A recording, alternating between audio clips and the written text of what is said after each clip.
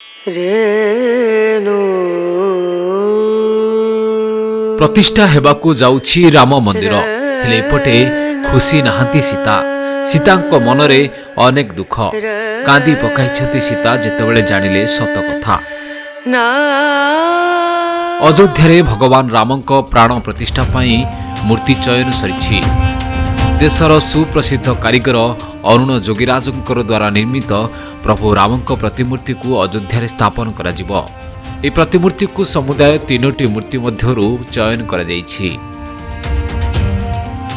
तेबे जनवरी 22 रे अयोध्या भगवान रामंकर मूर्तिर प्राण प्रतिष्ठा हेबो जेउथरे देशर बहु प्रसिद्ध व्यक्तित्व अंशग्रहण करिवे। रामानंद सागरंक रामायण रे माता सीता भूमिका अभिनय करिथिबा दीपिका चिखलियांकर नाम मध्य तालिका रे स्थान पाइछि। दीपिका को आपण देखिथिबे पुराना रामायण सीरियल रे जहाँ को अनेक समय धरी लोक माने सतरे देवी सीतांकर आख्या देई आसिछंती। तेबे दीपिका चिखलिया एक विशेष अतिथि भाव में राम मंदिर उद्घाटन कार्यक्रम में भाग नेबाकू जाउथिबा बेले सेपटे प्रधानमंत्री नरेंद्र मोदी को एक विशेष अनुरोध करिसंती।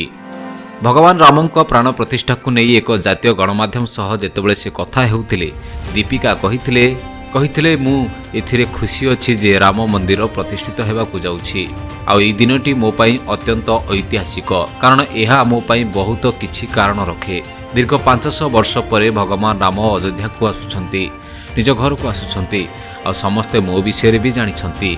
सारा भारतर लोके सबुबेले भाबिछंती मु होउछि सेही सीता आ एथिपई मु मध्य भगवान राम को बहुत भल पाए।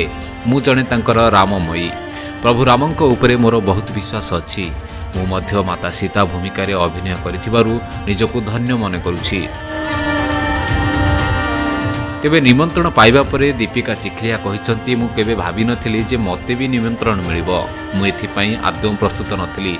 जेतेबेले मु ए कथा सुनिली मते खुशी लागिला हेले मते दुख आउ गोटे कथा पई लागिला जे राम मंदिर रे भगवान रामंक सह माता सीतांकर प्रतिमा न रहिबाकू नै दीपिका खबर पाइला परे दुख प्रकाश करिसंती।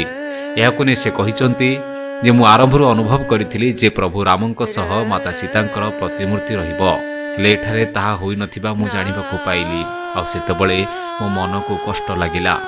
बास मु एहा ही चाहूची जे माता सीतांकू कौनसी भी जगार ए मंदिर भितरे स्थान दिया जाऊ। आ ए कथा को नै से प्रधानमंत्री मोदी को अनुरोध करिसंती।